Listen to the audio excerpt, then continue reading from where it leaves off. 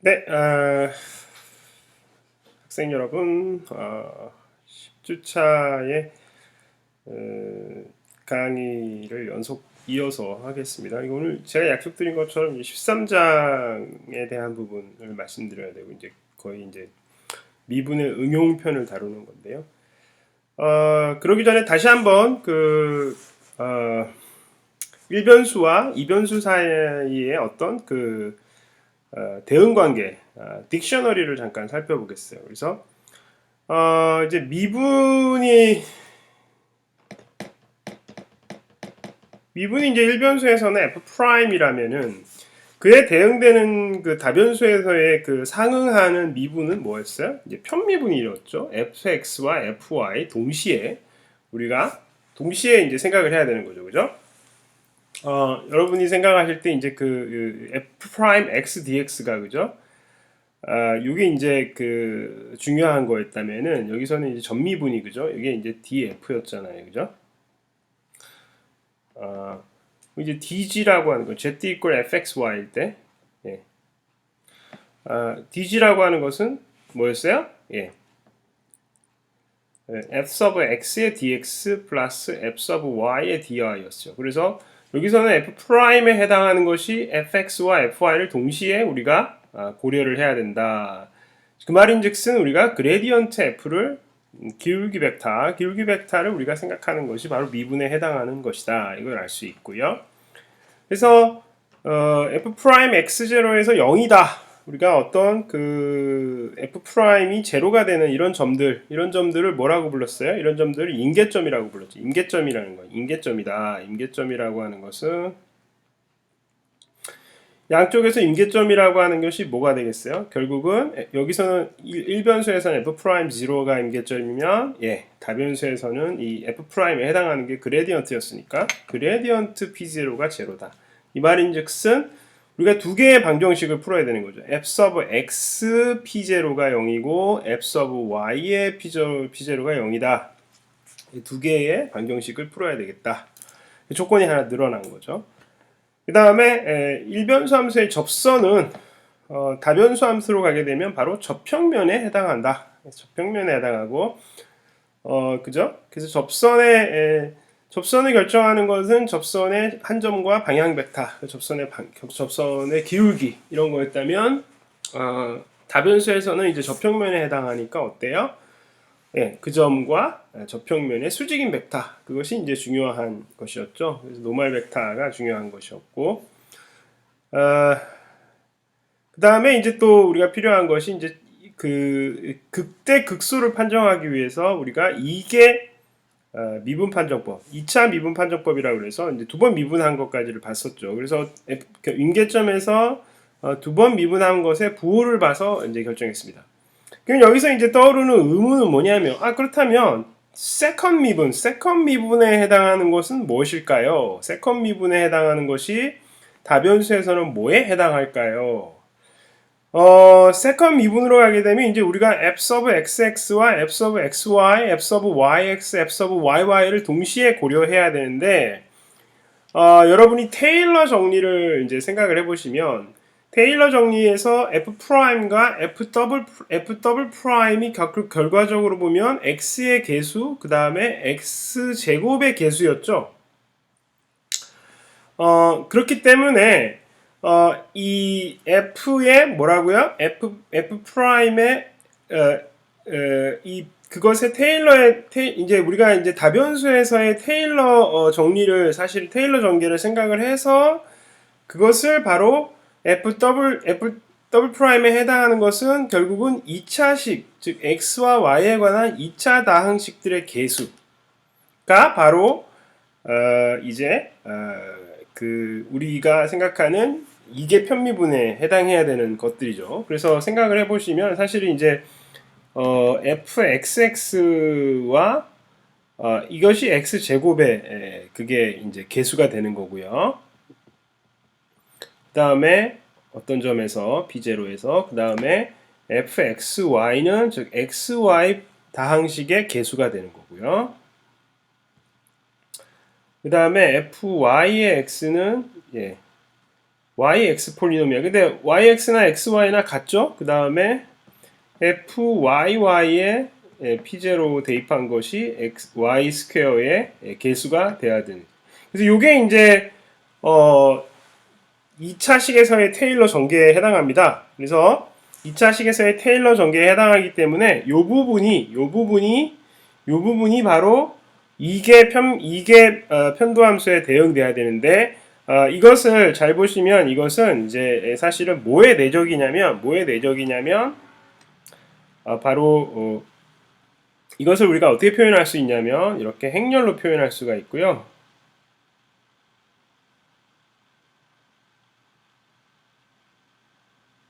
사실은 이렇게 행렬로 표현할 수 있고요. 예, 이와 같은 식으로 표현할 수 있게 됩니다.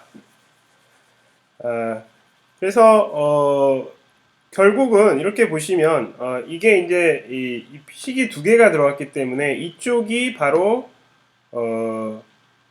x의 제곱에 해당하는 부분이거든요. 이 부분이 x의 제곱에 해당하는 부분이에요. 그 변수의 제곱에.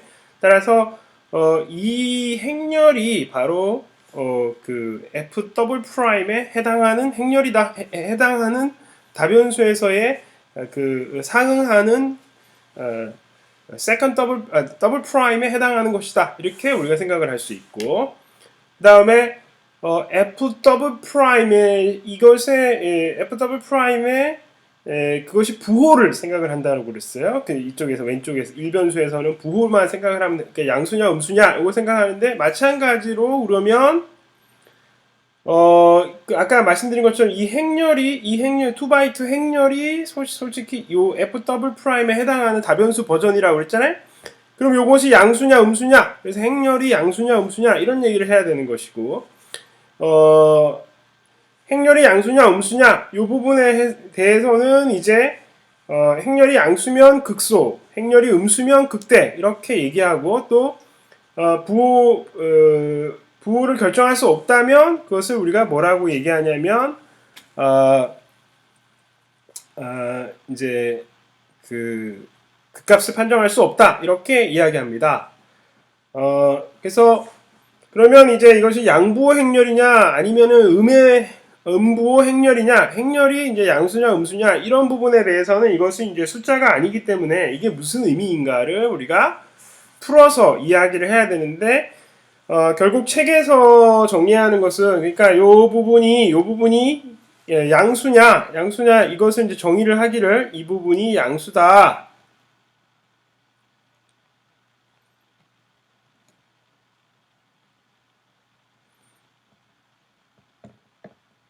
네, 이 부분이 양수다 이 얘기는 결과적으로 보면 이것의 행렬식의 값이 요 앞에 있는 요 부호가, 즉 fxx p가 양수이고, 그리고 요것의 행렬식의 값은 이제 요것의 2x2 행렬의 행렬식, 여러분들이 배우신 분도 있고 안 배우신 분도 있을 텐데, 여기서는 이것과 이것을 곱해서 이것과 이것을 이렇게 곱한 것과 이렇게 곱한 걸 서로 빼주는 거예요. 그래서 fxx p fyy p 곱한 거에서 빼기, 네, 이게 좀 칸이 부족하죠. 그래서 제가 어떻게 해야 될까요? 예, 여기서 미리 D라고 하는 걸 정의를 하겠습니다. 그래서 D라고 하는 것은 사실 요것에 이제 행렬식인데, 이게 D라고 하는 것은 요 앞부분을 지우고요. 그래서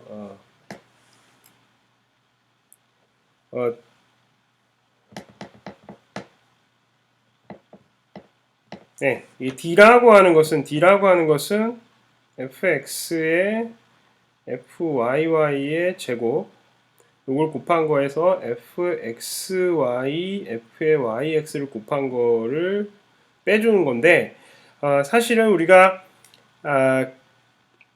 이게 많은 경우에 이계도 함수들이 연속인 걸 가정할 거거든요. 그러니까 얘네 각각이 fxx, fx xy f의 yx f의 yy가 모두 연속이라고 생각할 거예요.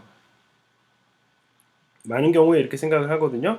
그러면 우리가 뭘 알고 있냐면 f의 x, y의 미분이 f의 y, x하고 사실상 같아요. 이 두 가지가 같기 때문에 요 과정에 의하면은 얘네들이 같다는 거를 알 수 있거든요. 그렇기 때문에 요 부분이 우리가 d라고 하는 것은 fx, x에 f의yy를 곱한 거를 빼기 f의 xy 미분한 거에 제곱을 빼주는 거다. 요걸 d라고 하겠습니다. 그래서 이 디터미넌트의 d에서 온 거고요. 여러분이 2x2 행렬의 행렬 C값 요런 거를 인터넷에서 찾아보시면 요게 바로 이 부분 이 D라는 것이 사실은 그 아까 우리가 봤던 이 2x2 행렬의 행렬식의 값에 해당한다 이 사실을 알 수 있습니다. 그래서 이 D가 뭐예요? D가 양수다. 그게 그런 뜻이고 그 다음에 이게 음이다 이 말인 지금 색깔을 좀 달리 할까요? 그래서 이게 음수다 이 말은 뭐냐면 요건 가만히 놔두고 요게 부호가 바뀌는 걸 의미합니다.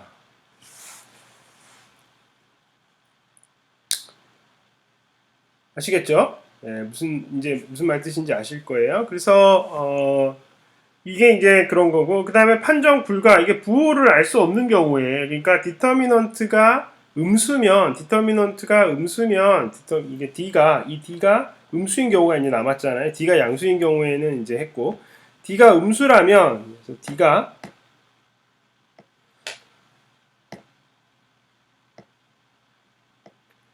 그래서 이 D가 음수라면 D가 만약에 이게 양수면 이제 이런 얘기했고 음수인지는 얘기했고 그 다음에 D가 만약에 음수면 뭐라는 거예요? D가 음수면 이것을 판정 불가라고 합니다. 판정 불가.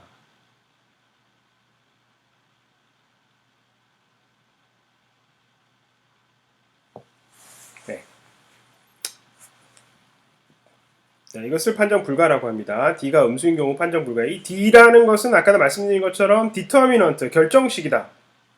무언가를 결정하는 식이에요. 그래서 이것을 사실 여러분들이 억지로 외우려고 하면 이 부분이 이제 좀 힘든데 이계도 함수 판정법이 이게 뭐지 도대체? 근데 이제 제가 말씀드린 것처럼 그 f의 더블 프라임에 해당하는 다변수 버전은 결국 이 행렬이 그 행렬을 의미하고 그다음에 f 프라임이 양수다. 그러니까 이 행렬이 양수다라는 뜻은 이것이 사실은 우리가 좀 어려운 얘기로 하면 양보 행렬이다 이런 뜻이고요. 양보 행렬이 되기 위해서는 아까 말씀드린 것처럼 요 두 조건을 만족을 해야 되는 거죠. 음부호 행렬이 되기 위해서는 아까 말씀드린 것처럼 요 빨간색 앞에 fxx 요 첫 번째 개수가 음수가 되면 이게 음부호 행렬에 해당한다 이런 부분이 되겠습니다. 아시겠죠? 그게 이제 그런 뜻이 되겠습니다. 그렇다면 이제 우리는 사실은 이제 실제적인 예를 통해서 한번 이제 생각을 해봐야 되겠습니다. 그래서 이그젬플을 좀 보죠. 이그젬플을 좀 보도록 하겠습니다. 이그젬플은 뭐 조금 처음에 쉬운 것을 보도록 하죠. 그래서 자, fxy를 어떻게 찾느냐? x의 4승 더하기 y의 4승 빼기 4xy 더하기 1. 이게 이제 지금 이게 책에 있는 예제 3번이거든요. 책에 교재의 예제 3번이에요. 페이지로는 865페이지. 교재가 있으신 분 요거 참고하시면 되고요. 그러니까 이제 이 순서를 항상 해야 되는 건 뭐냐면 우리가 항상 뭘 계산을 해놓냐면은 f서브 xy과 f서브 여기서 이것의 문제가 임계점과 안장점 찾으라는 거예요. 극값하고 극값을 찾아라. 그리고 안장점을 찾아라. 그래서 안장점은 아까 보셨지만 이 d가 음수인 경우 그때를 안장점이라고 그러거든요. 여기 이 안장점은 뭐냐? d가 음수인 경우고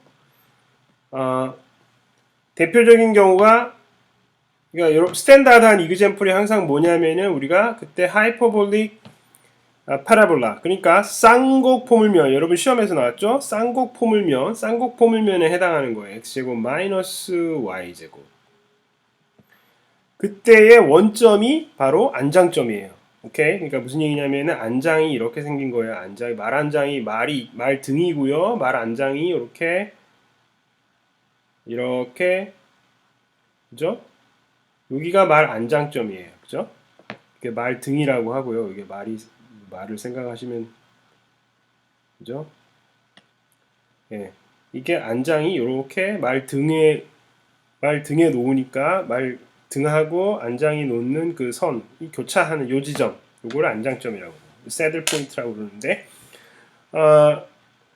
그러한 형태가 나타나는 것이 뭐였냐면은 쌍곡 포물면에서의 원점, 그죠? 쌍곡 포물면의 원점, 요 쌍곡 포물면의 스탠다드 이퀘이션의 원점에 해당하는 것이다 이런 거예요.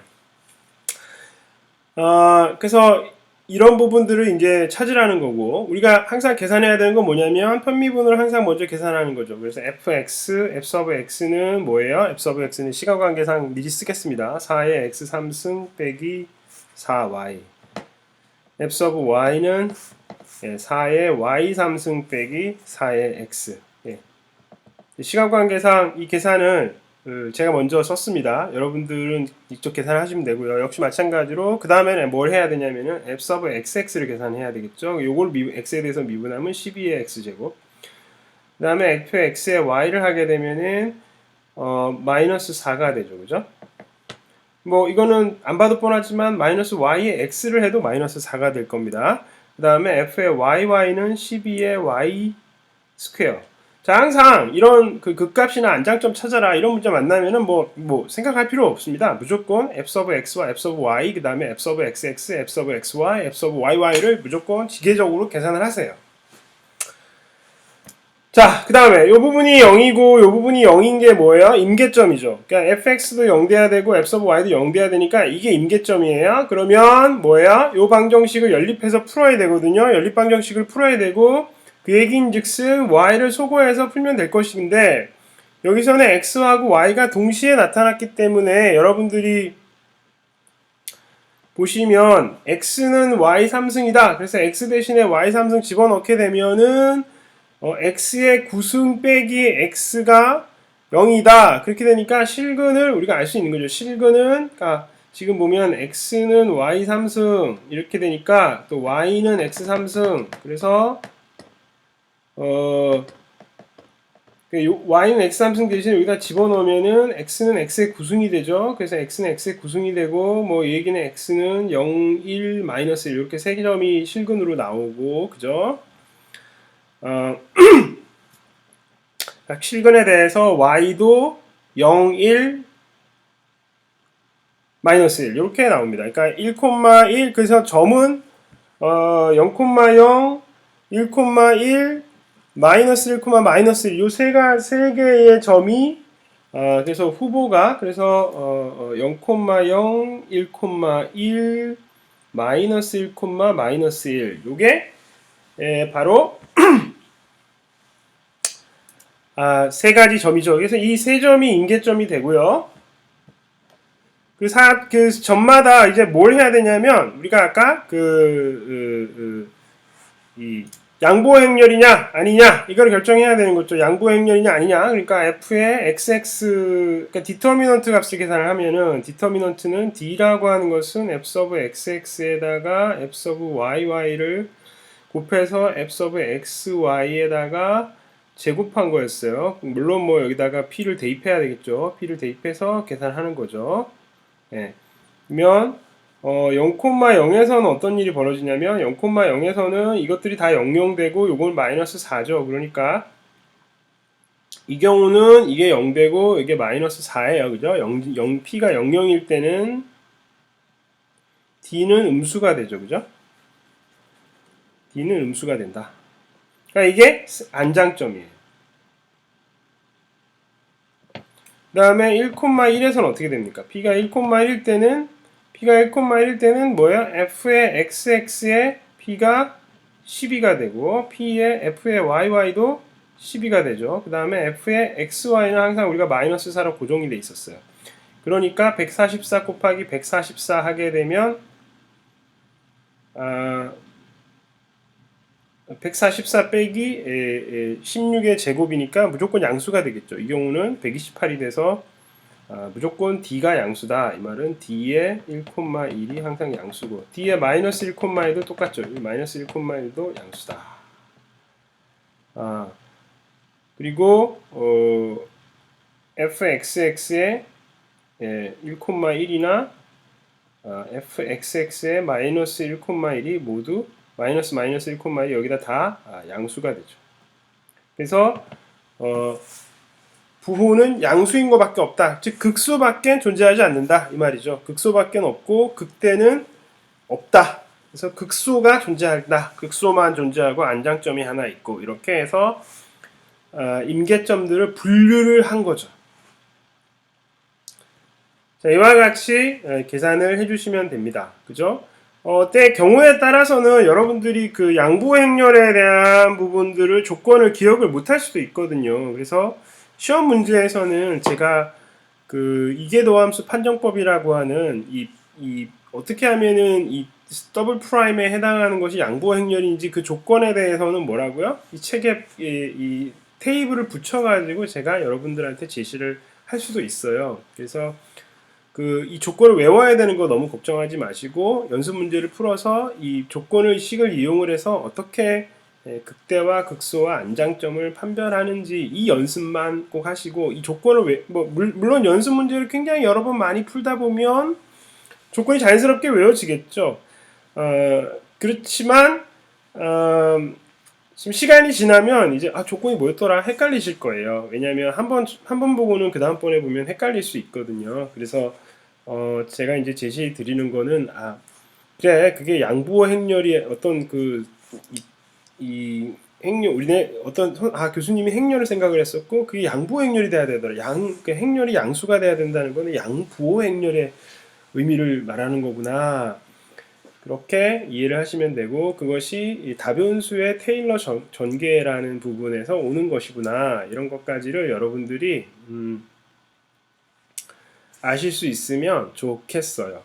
이런 부분들은 사실은 2학년 2학기에 가서 2학년 2학기에 가면 다시 다룰 거거든요. 사실은 이제 우리가 그 부분에 대한 내용을 사실 또 다룰 거예요. 그렇지만 어찌됐든 여러분들은 이게 편미분 판정법을 어떻게 쓰는 것이냐에 좀 더 초점을 맞춰서 문제를 푸시면 되겠습니다. 자, 그러면 문제를 하나 더 보겠습니다. 어떤 예제들을 풀어도, 그죠? 중요하니까요. 근데 이제, 아까처럼 X와 Y에 대한 그 조건식이 없는 경우가 있지만은, X와 Y에 대한 조건식이, 그러니까, X하고 Y가 이렇게 어떤 정의역이 이런 그 사각형 안에 들어가는 이런 정의역을 생각해 볼 수 있거든요. 이 정의역이 그러니까 이런 사각형으로 주어지는 경우에 그러니까 x와 y의 어떤 x와 y가 즉 a, b, c, d라고 해서 x도 A에서 B 사이에 있는 숫자고 Y도 C와 D 사이에 있는 숫자들 즉 X는 A부터 B까지 움직이고 Y는 C에서 D까지만 움직이는 이러한 상황에서는 항상 우리가 뭔 생각을 할 수 있냐면 Z equal fxy는 최대와 최소를 가진다.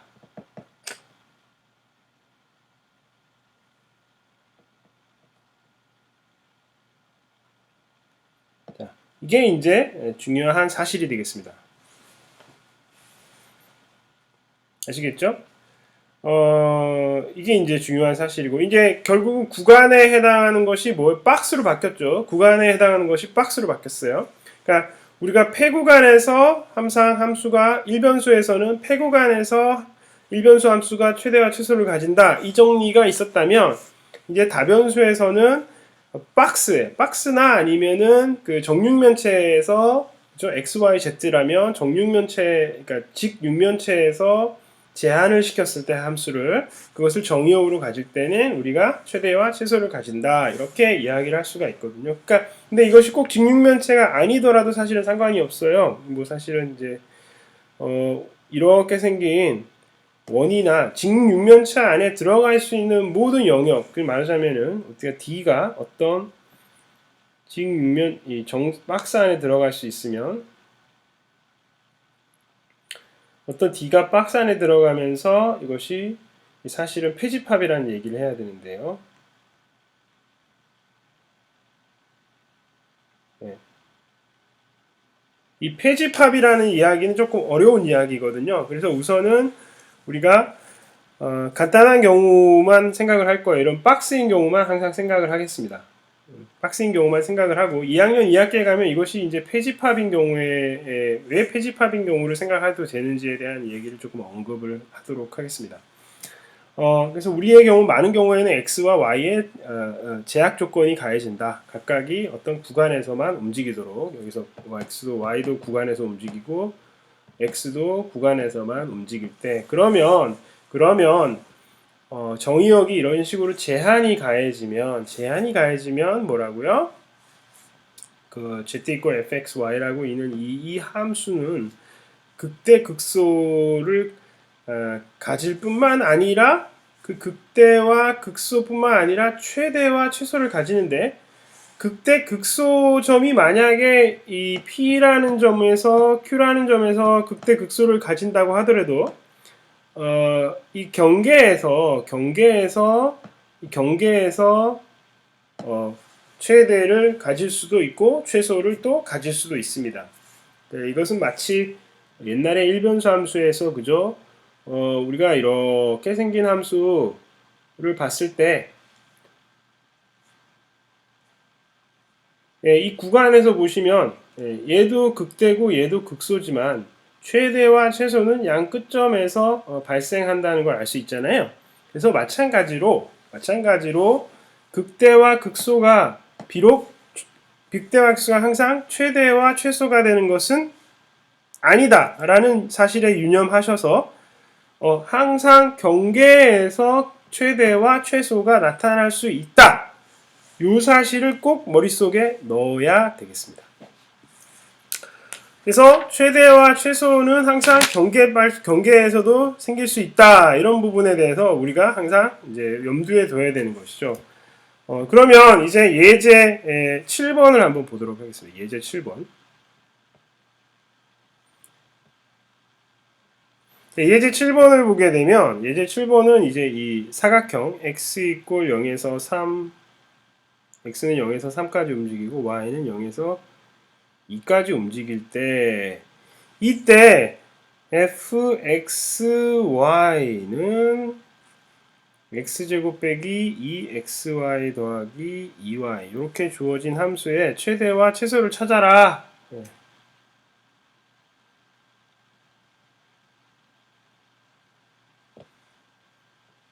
이런 문제입니다. 자, 그러면 이제 아까도 얘기했지만 이것은 항상 뭘 해야 되냐면 그죠? 뭐 임계점을 찾고 임계점에서 그것이 극대 극소인지를 찾은 다음에 그 다음에 해야 되는 일은 경계에서의 값하고 비교를 해줘야 되는 이러한 일들이 남아 있는 거죠. 그러니까 아까 과정 최대 최소는 아까 극대 극소를 찾는 과정과 똑같고요. 그거에 플러스 경계치에서의 값을 비교해주는 요 프로세스를 하나 더 해준다. 그런 거를 보도록 하겠습니다. 그래서 이것도 fsub x 계산을 미리 다 한 걸로 하죠. 2x 빼기 2y 그 다음에 fsub y는 마이너스 2x 더하기 2 이렇게 되어 있습니다.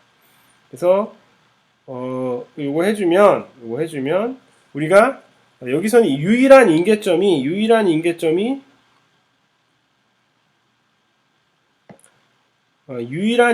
뭐냐면 바로 1,1이 되겠습니다. 그죠? 그레디언트가 0 되는 값이 바로 1,1이다. 그러면 여기서 이제 아까도 봤지만 여기서는 f of xx가 뭐예요? 2죠. 그 다음에 f of xy도 마이너스 2고 f의 yy는 0이에요. 그죠? f의 yy는 0이다. f의 xx가 양수죠. 그죠? 그런데 f의 마이너스 y가 마이너스 2다. 그러니까 이게 행렬이 2의 마이너스 2의 마이너스 2의 0이고요. 이것의 행렬식의 값은 우리가 음수죠. 예. 이 행렬식의 값이 음수예요. 그러니까 2에 2하고 YY를 곱하면 0이 되고 FX의 Y의 제곱을 빼줘야 되니까 어차피 음수죠. 그죠? 그러니까 행렬식의 D가의 값이 음수다. 그러면 요거는 양수고 이게 음수인 경우니까 뭐예요? 이것이 음부호 행렬이니까 이것은 극대에 해당한다 이 말이죠. 극대에 해당한다. 그것이 극대점이고 그래서 이것이 극대에 해당합니다. 그래서 1,1은 극대인데 그러면 이때 값을 계산을 해보면 f의 1,1이 뭐가 돼요?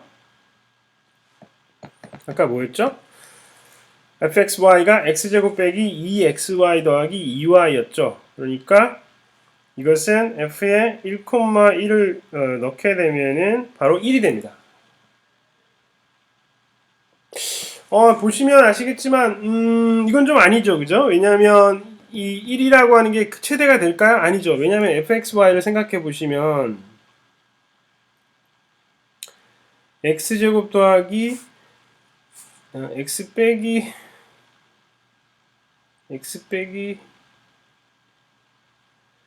x제곱 빼기 2xy 더하기 2y거든요. 그래서 여기 음수되는 부분이 있어요. 그러니까 이 부분이 제로가 되는 어떤 상황에서는 그리고 이쪽이 뭐예요? 이쪽이 최대로 계속 커질 수가 있기 때문에 그죠? 그래서 이게 이 정의역이 지금 이런 식으로 주어져 있는데 여기서 0,3, 0,2 그러니까 x는 0에서 3까지 움직이고 y는 2까지 움직이니까 지금 여기서 보시면 여기서 요 경계선은 이게 y가 제로인 경계선이고 요 경계선은 뭐예요? x가 3인 경계선이고 요 경계선은 x가 0인 경계선이고 여기는 y가 2인 경계선인데요. y가 2라는 얘기는 지금 요 위에서 보게 되면 y가 2니까 이것은 x제곱 마이너스의 4x 더하기 4 그러니까 이것이 x 빼기 2의 제곱 형태가 되고 여기서 제안해서 보게 되면 x 빼기 2의 제곱이 되고 그때는 이쪽이 계속 증가해서 이 2라고 하는 점에서 제일 낮아지고요. 2라고 하는 점에서 제일 낮아지죠. 0이 되죠. 심지어 0이 되고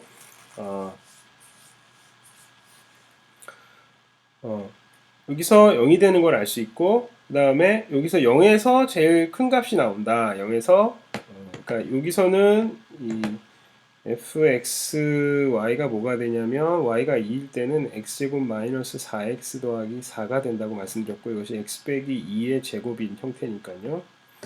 그래서 2에서 최소가 되는 거죠.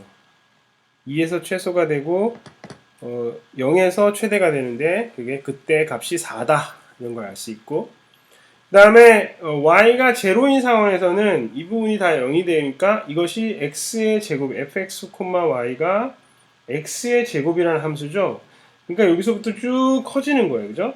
여기서부터 쭉 커진다. 그러니까 3에서 최대치를 가진 거예요. 3에서 최대치를 가지니까 f의 3,0가 바로 9가 되는 이때 최대값이 왠지 형성이 될 것 같고요.